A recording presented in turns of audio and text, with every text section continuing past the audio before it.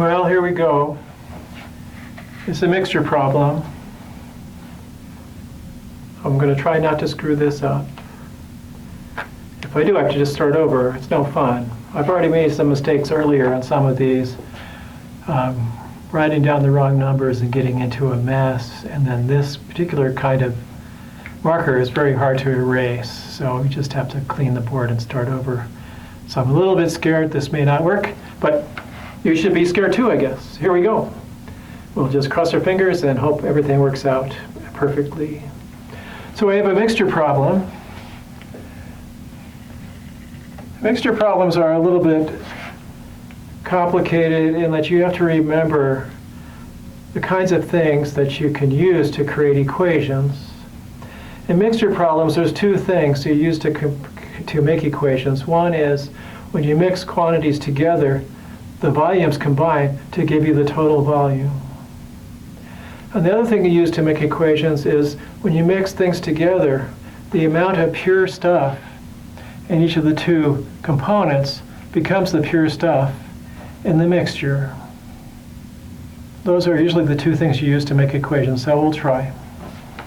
It says how much gasoline that is 15% ethanol needs to be mixed with what amount that is also 5% ethanol to get 10 gallons in total that is 8% ethanol. So we have two quantities to find. We're going to find how much 15% solution to combine with how much 8% solution, no, 5% solution.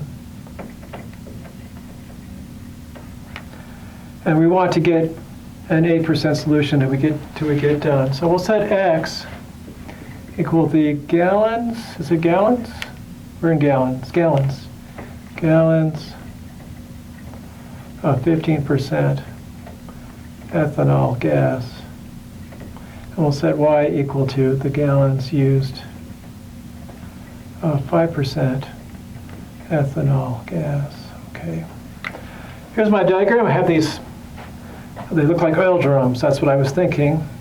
We've got X gallons of 15%. We've got Y gallons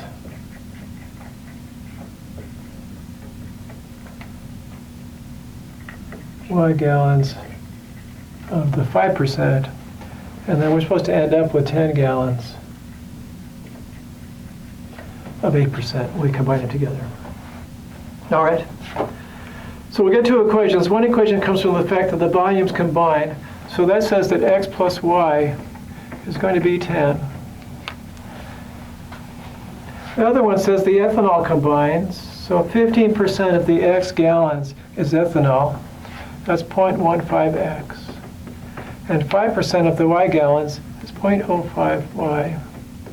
And that's supposed to be 8% of 10 gallons. 0.08 times 10. So the first equation is about the fact that the total volume comes out to be 10. The second equation is the total amount of ethanol. It comes out to be 0.08 times 10. 0.08 times 10 is, I guess it's 0.8, right? So 80 divided by 100 is, 0.8. So that's 0.8. So we're going to take those two equations and make a system out of them.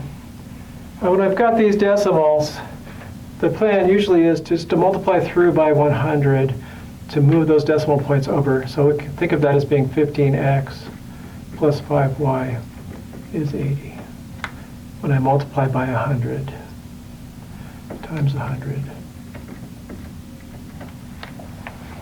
That way I don't have to worry about the decimal points later on. I'll just get rid of them right now. And I'll get the system that says x plus y is 10, and 15x plus 5y is 80.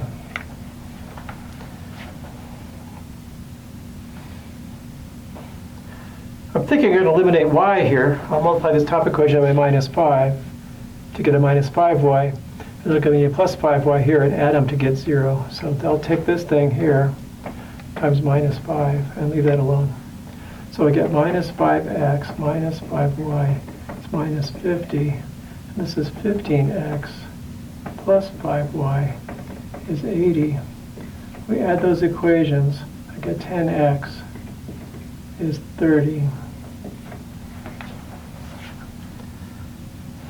So I get x is equal to 3. I'm checking my notes. X is 3. We're good so far. And then x plus y is 10. X is 3. Y is 7. So we say it's 3 gallons of 15% and 7 gallons of 5% are needed to make 10 gallons. So I'll check the work. Do I have 10 gallons when I mix 3 and 7 together? I do. Do I get the right amount of ethanol? I don't know. 3 gallons times 0.15 is 0.45 worth of ethanol. And then 5% at 7 gallons would be 0.35 of ethanol. 0.05 times 7. 0.5 times 7 is 3.5, but 0.05 is 0.35. 0.8 total in the two together. So yes, and yes. Looks like we're in business. We survived a mixture problem. It fit barely on the screen. And I didn't have to do it twice. I'm pretty happy about that. My artwork's not the best here, but at least you see it. I should actually maybe color that in or something, but I just didn't quite make my oil barrels too realistic. But there you go. We followed the 3Ds, determined, declared, diagrammed, then we created, we completed, and we checked our answer. And we're good to go. On to the next slide.